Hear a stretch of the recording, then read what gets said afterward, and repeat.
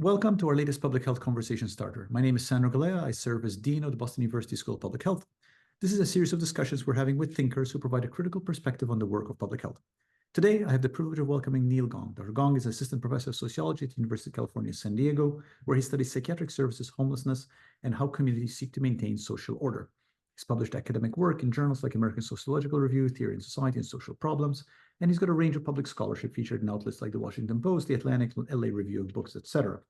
There's a new book that was just published. It's coming out formally on March 29th by University of Chicago Press. It's called Sons, Daughters, and Sidewalk Psychotics, Mental Illness and Homelessness in Los Angeles. I read this book, I love this book, and actually learned quite a bit from it. So it's really a delight to welcome Neil Gong. Neil, welcome. Thank you for joining us. Well, thank you so much for having me here. I'm really excited for this conversation. So let me start with sort of easy sort of background setting. Tell us a little bit about your background, how you came to be doing the work you're doing today. Yeah, sure. So for a long time, I thought I was going to be some sort of mental health clinician. My first job after college was on a community mental health treatment team. We were helping folks who were homeless and diagnosed with serious mental illness gain access to housing. And then I was part of support staff. And as I did the work, I just became sort of curious about why our systems were so broken. So, why was I picking up clients at jail? Why were they becoming homeless again? How come they were cycling through the ER?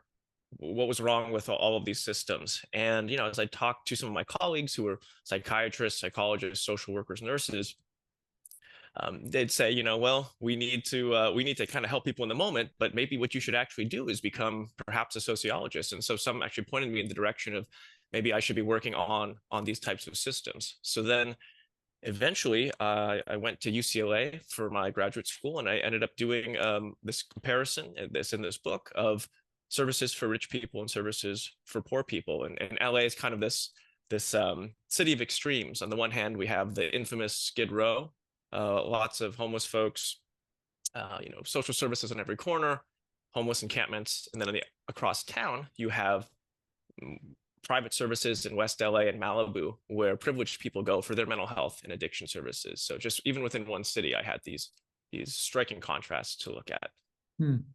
Now you're a sociologist, you're a card-carrying sociologist. Tell me a little bit how a sociologist thinks and how that lens informed the book, Sons, Daughters, and Sidewalk Psychotics. Yeah, absolutely. So as sociologists, we mostly gain traction on any given social issue we're studying by thinking about it comparatively. So sometimes that means like a big comparison, like, how does kinship look in, one country versus another, or going all around the world. Sometimes it looks at something much, much more local. And that's for this book, where it's a comparison by social class within the same city. So that's one step, as we gain traction on issues by looking at them comparatively. Methodologically, we're pretty open-ended. I mean, sociologists do all kinds of stuff. So I have some colleagues who are primarily demographers and statisticians, others like me who actually, in some ways, it's closer to anthropology. You go live somewhere, you try to understand daily life, you're doing field observations and interviews, more of this qualitative side. You also have people who are doing social network analysis. So it's very methodologically open. And in this book, I'm trying to bring in, I'm reading the latest stats and looking at history, but also a lot of the primary work is field work. So there's that kind of mix methodologically. And then I'd say our primary goal is trying to understand social institutions and institutions in the sense of kind of take it for granted ways of doing things that become kind of the common sense of a given cultural space. And so maybe that's looking at laws that shape how we're supposed to act, but also cultural norms. So try to understand what becomes taken for granted.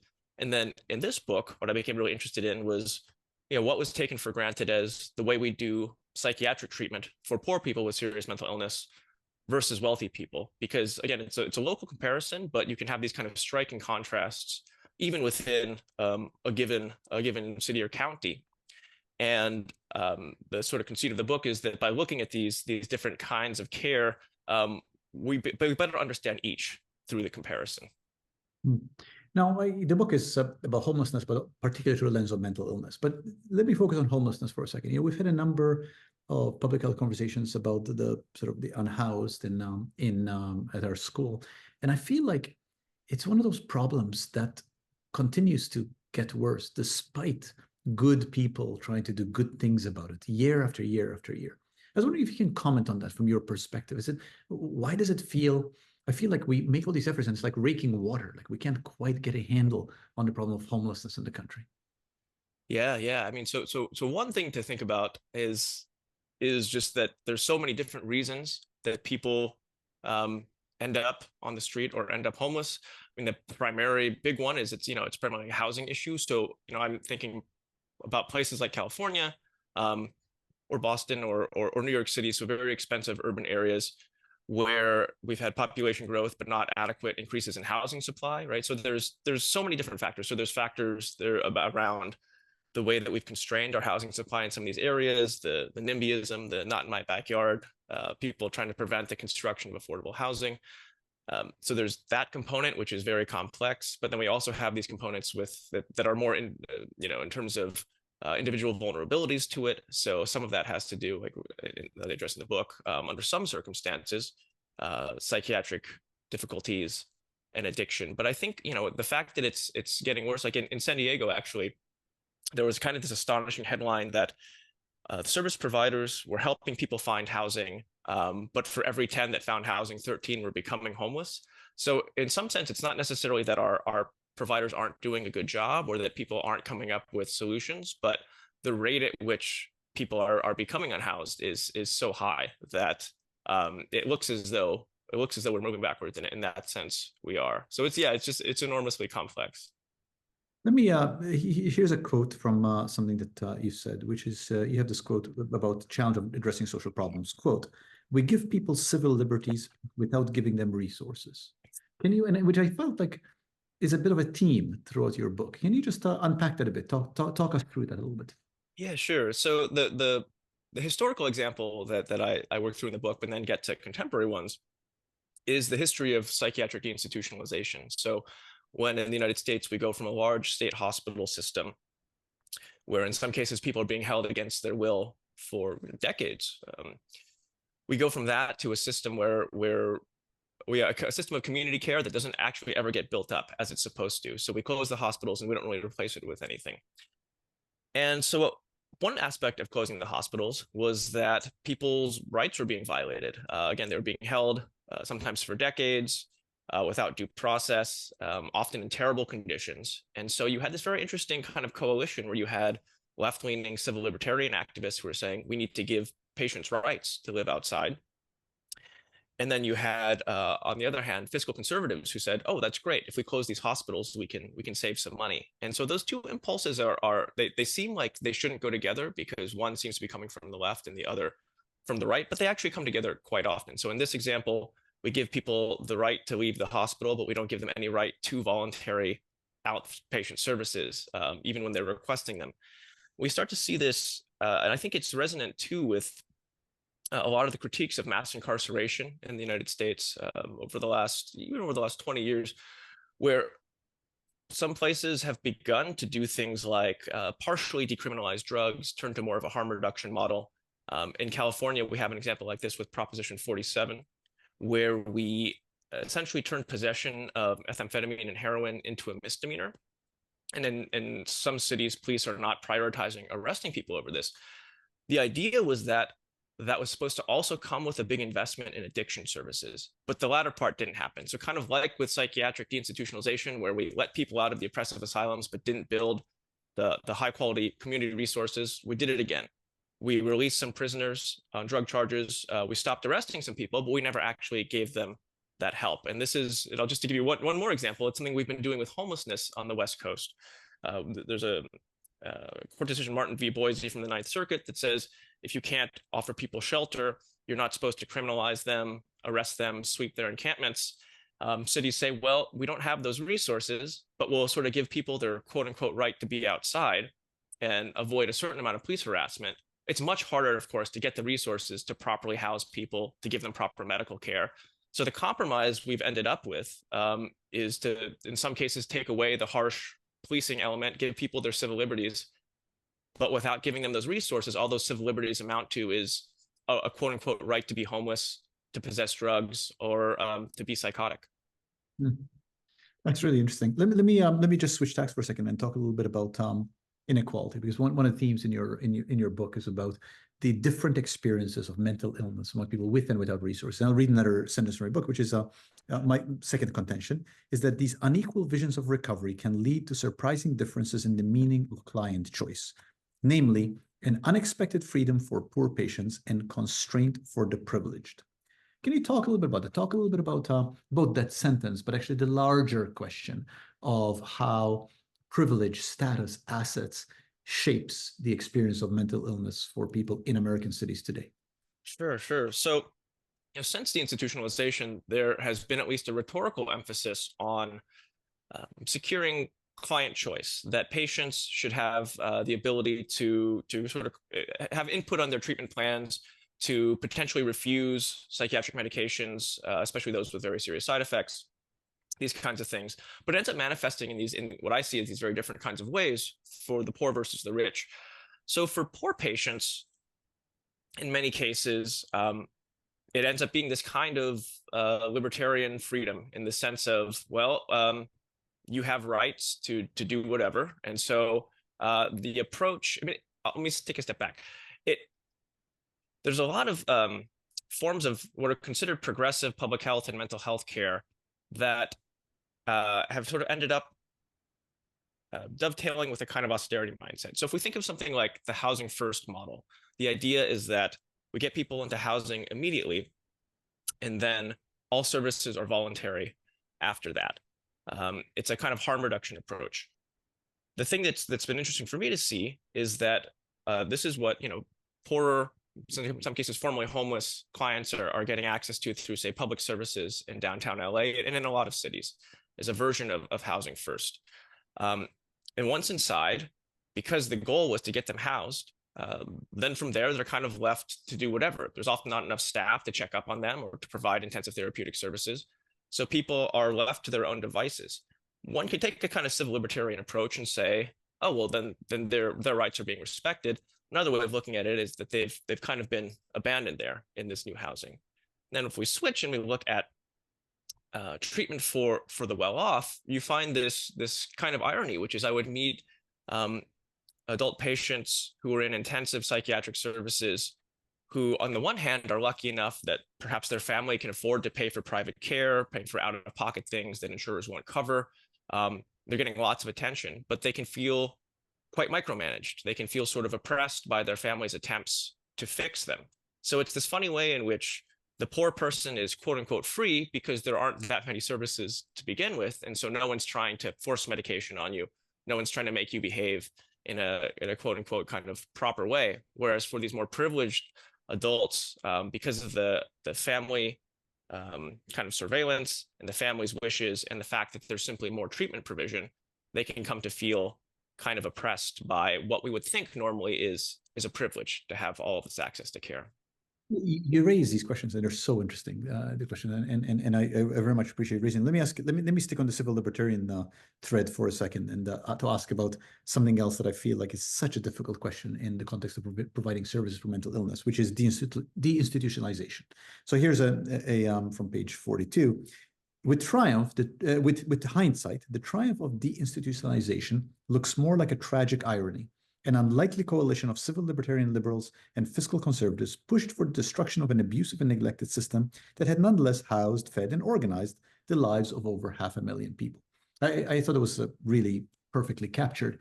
So how do we solve that? Like is the solution reinstitutionalization, or how do we emerge from that into a place where we actually do right by people with mental illness? Yeah. So, one response people have is that we never really did. We can't say community care failed because we never did it. So there's one side that says we just need to actually create, the system that Kennedy promised us 60 years ago and didn't get funded properly, where there are high quality community centers.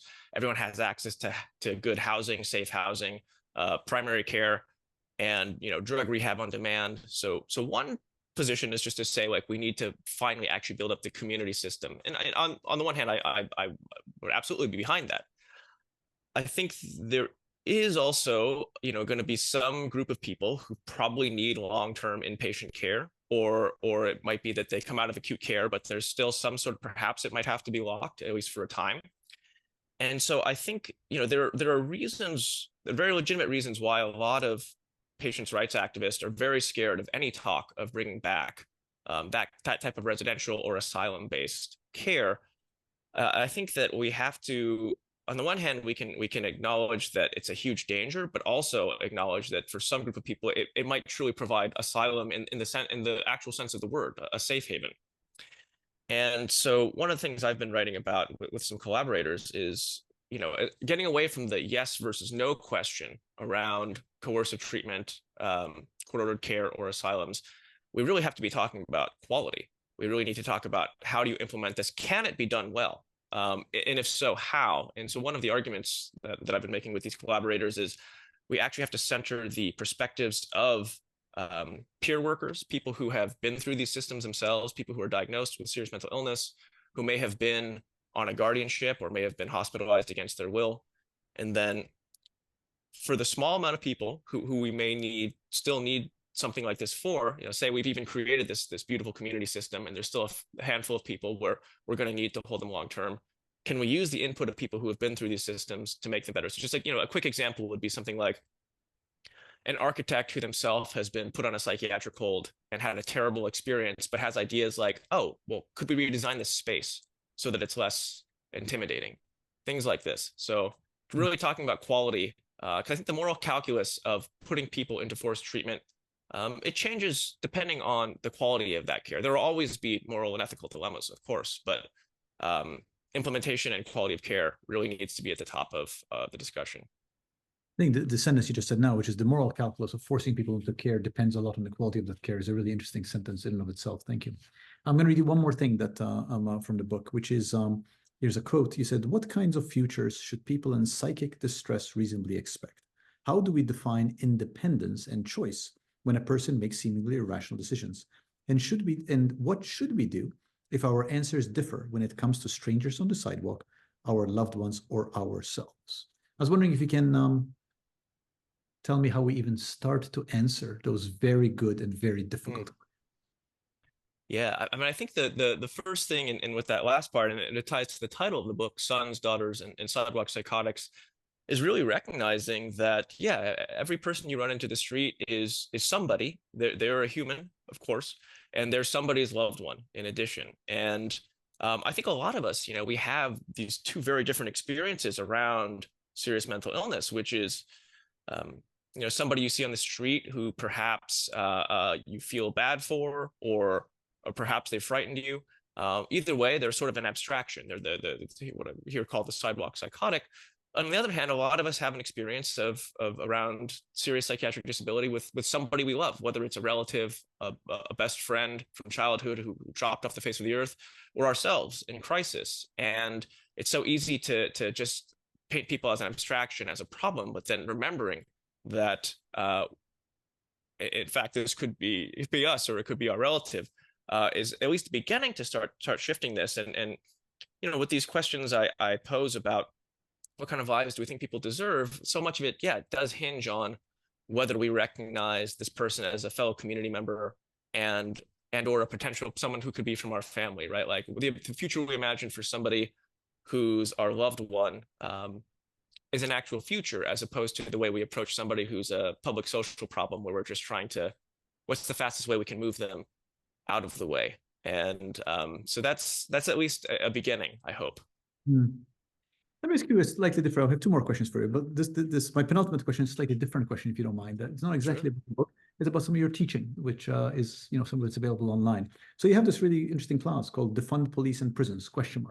where you try to expose students to as many perspectives as possible from across the political spectrum. And as I understand it, you invite guest speakers, including police abolitionists and a police captain. You invite Marxist criminologists and a representative from Manhattan Institute, a conservative think tank for public policy. So I found that really interesting. Can you just talk a little bit about what does it mean both to your scholarship and to your pedagogic efforts, and how have students responded to these efforts? Yeah, absolutely. So I feel like, we when it comes to really complex issues like how do we address the crisis around policing in the United States, or address something like serious mental illness and homelessness, we don't want to be partisans around ideas. We want to see who has useful ideas from from anywhere, from across the political spectrum.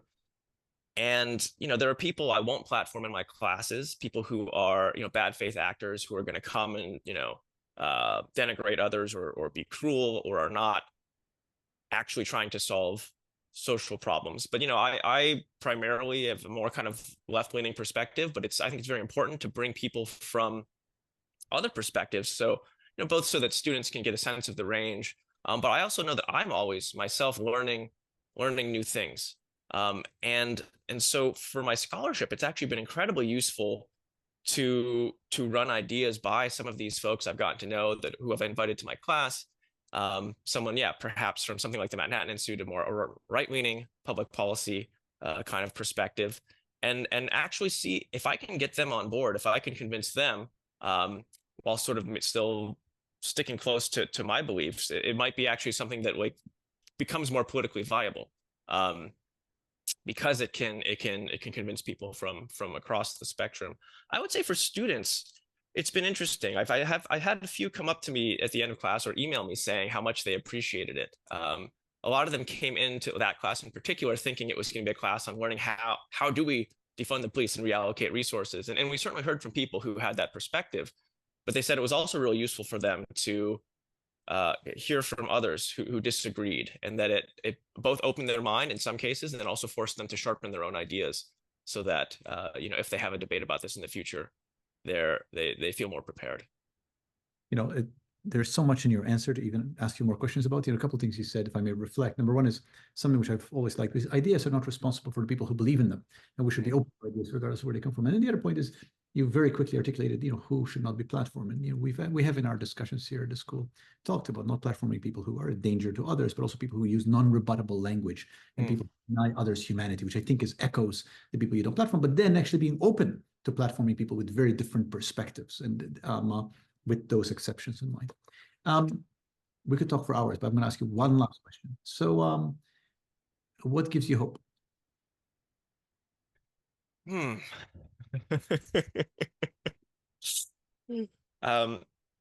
I will say one thing that gives me hope is my students. Talking to young folks who are on the one hand very morally, in some ways politically committed, but I think what I've seen in my classes is, like in these classes, for instance, very open-minded. So they have what they consider their kind of maybe what you could think of as their sort of moral priors. Like they have deep commitments to what they think is sort of baseline right in the world, but as far as how to get there, I've seen some open-mindedness there, and I think those things together, kind of moral conviction, but being very open to being empirical about how do you solve social issues, and then also just a level of passion that I've seen amongst young folks. I mean, I think because many of them understand that they're inheriting a world on fire, and so it's hard to be like apathetic and well, some are certainly, but others are very fired up, and I'm hopeful for those reasons, I'd say. That's a wonderful answer. I could delve into it, but I will not, because I want to end on your words. Thank you for speaking. Thank you for writing this outstanding book. My whole professional career has been around mental health and epidemiology of mental health. And I learned a lot from your book. I thought it was compassionate, thoughtful, and really nuanced in addressing really challenging questions. So thank you for writing it. Thank you for the work you do. It's a pleasure to meet you. Thank you. Yeah, it's a pleasure to be here. I really appreciate it.